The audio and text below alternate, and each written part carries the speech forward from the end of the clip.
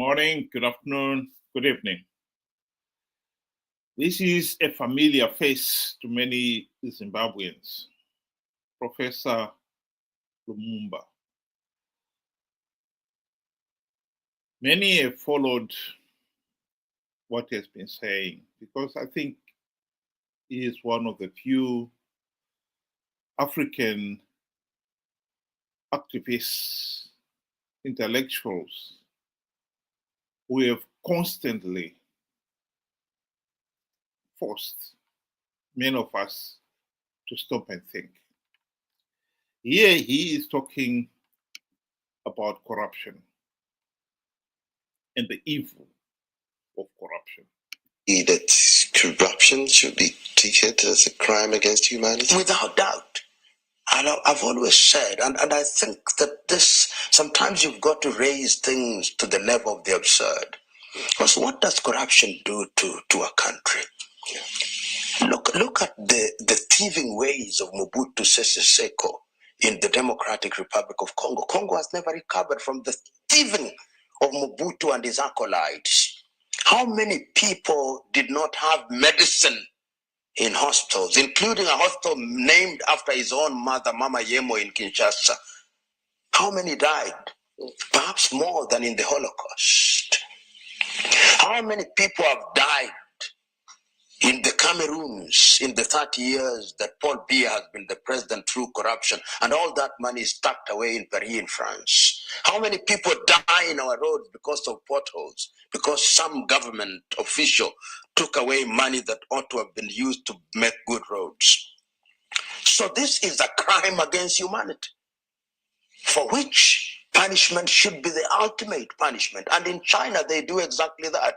They come to this part of the world, they corrupt our leaders, but if you are corrupt in China, they'll deal with you firmly, swiftly, and take away your life, so that you are no longer a danger to society.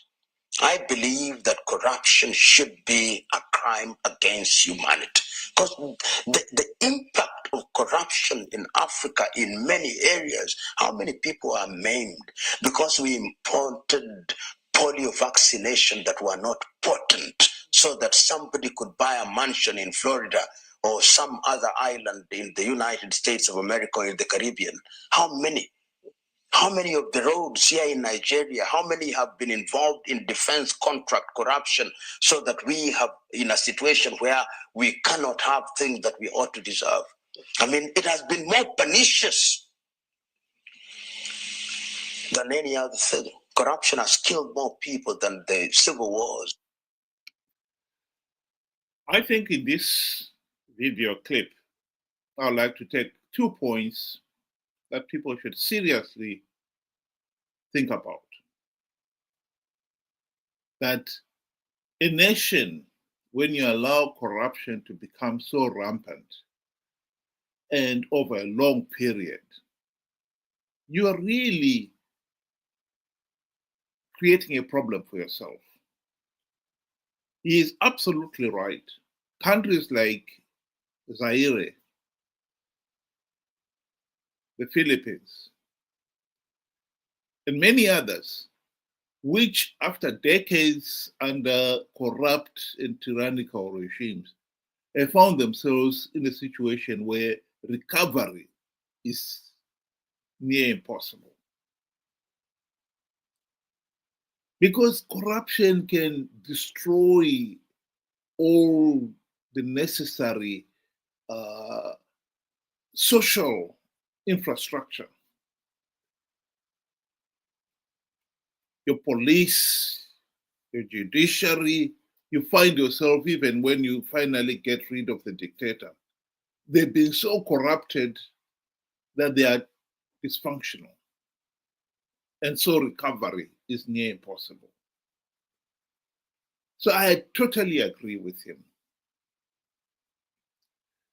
The second point here that must be remembered is that countries like China, and I believe if there is one nation that has played a pivotal role in keeping Zanu PF in power, it has to be China.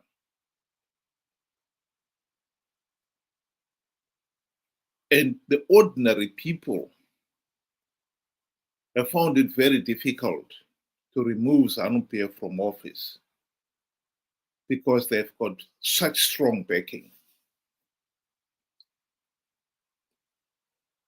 But the other point I really wanted to come back to is, can we really meaningfully expect to stamp out corruption as long as we have a political system that allows a regime like Zanu PF to blatantly rig the elections and get legitimacy? In other words, can we end corruption without curing ourselves of the curse of rigged elections? My argument is no, we can't.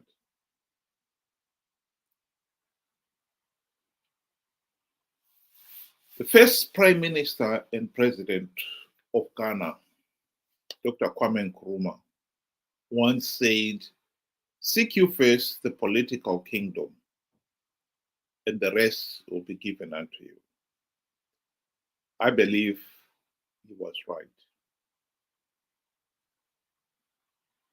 We cannot expect to address issues like corruption, mismanagement, as long as we have failed to address the political system that has allowed corrupt, incompetent, and murderous tyrants like Zanu PF to stay in power.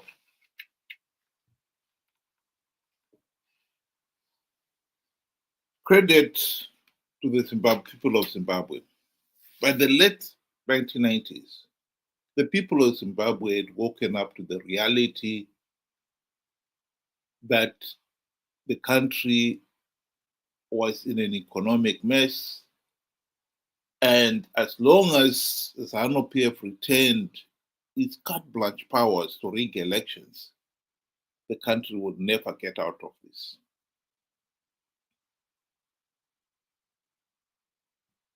It was at that point that the nation came to a consensus that we need to elect opposition leaders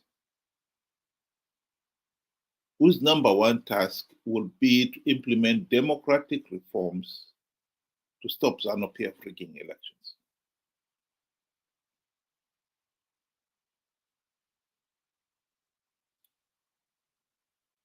MDC, Morgan Tsvangirai and his MDC friends, launched their party, the Movement for Democratic Change, in 1999, promising that they will implement the democratic changes the nation was dying for. It is now 25 years down the line, and not even one token democratic change has been implemented. Not even one token reform has been implemented. Zanu PF was able to blatantly rig the 2023 elections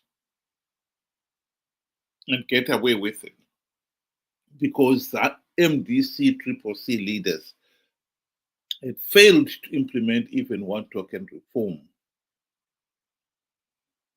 in those 25 years, including the 5 years in the GNU.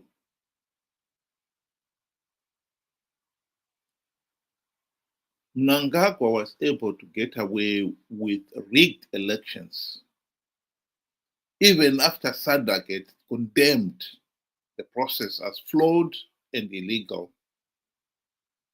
The AU election observers also condemned the process, but still he was able to get away with it because the opposition leaders, ever since the GNU debacle, have been participating in flawed elections out of greed. This is at the heart of Zimbabwe's problem. The people of Zimbabwe have got to wake up to that reality.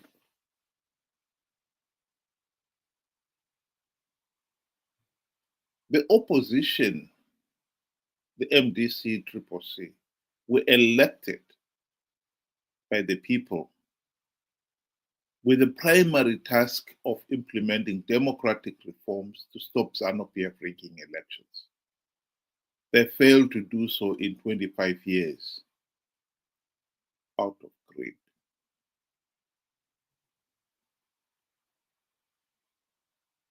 We cannot start addressing problems like corruption, mismanagement, without first addressing the problem of rigged elections, which is the root cause of bad governance.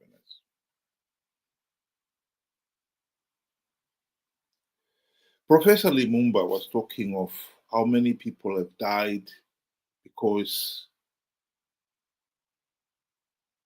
we have got potholes in our roads.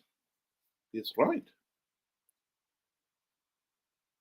He's talked of how many people have died because we failed to supply drugs in our hospitals. Again, he's right. At the present moment in Zimbabwe, there's a problem of bed bugs.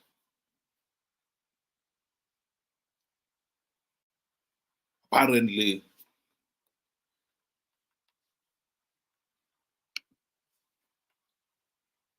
their attempts to eliminate the problem have all but failed. It would not be surprising at all that the contract to fumigate the floods and houses affected by the bedbug have been awarded to somebody who has taken the money and has supplied substandard chemicals or diluted to the point of becoming useless. Zimbabwe is one of those countries that has paid dearly because of corruption. But my argument is we can declare corruption a crime against humanity, but we will not address it as long as we allow those in positions of power and authority to continue to rig elections and stay in power. Indeed, Zanu PF Mnangagwa has become so powerful now. One could say he's enjoying absolute power because the 45 years of rigging and having absolute power has allowed him to rig to the point where now it is no exaggeration that looting is in overdrive in Zimbabwe. And that has made him incredibly powerful. Zimbabwe, Mnangagwa must have spent at least $5 billion in rigging elections in 2023. From buying chicken and chips for the povo who were ferried from one polling station to another, to buying bicycles, motorcycles, and cars for the headmen and the chiefs and church leaders, to the 40,000 each of the MPs and senators, 2,500 sorry, 2,300,000 US dollars for the deputy ministers, 500,000 for the ministers, 400,000 for all the judges, etc., etc. If you add it all, it will not be surprising to find it. They're talking of 5 billion US dollars. And yet the country is in a mess. Education and healthcare have all but collapsed because of decades of underfunding. Right now, university lecturers are on strike, demanding better wages than the 230 US dollars per month they are getting. Of course, those poor remunerations did not start yesterday. They've been there for a long time. And no doubt, many of the quality teachers, nurses, engineers have left the country because of it.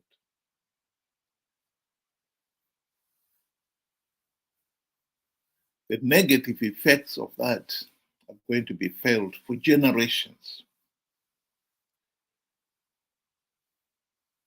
All this talk about Mnangagwa that Zimbabwe no vakwanevenevayo. Who? 45 years of gross mismanagement and corruption have forced the engineers, the doctors, the lecturers, the nurses to leave the country. Literally every sector, every professional sector in Zimbabwe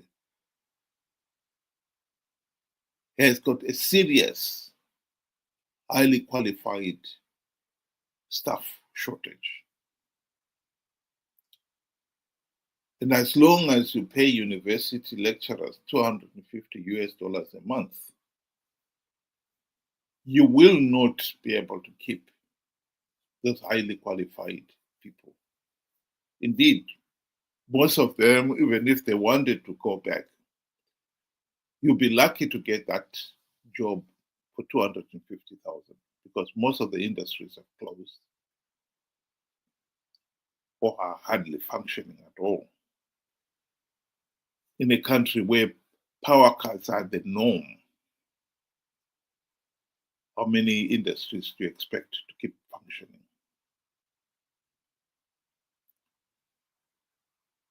So I come back. While I agree with Professor Lumumba that corruption is a serious problem, my view is we cannot cure or stamp out corruption until we have dealt with the case of rigged elections and bad governance.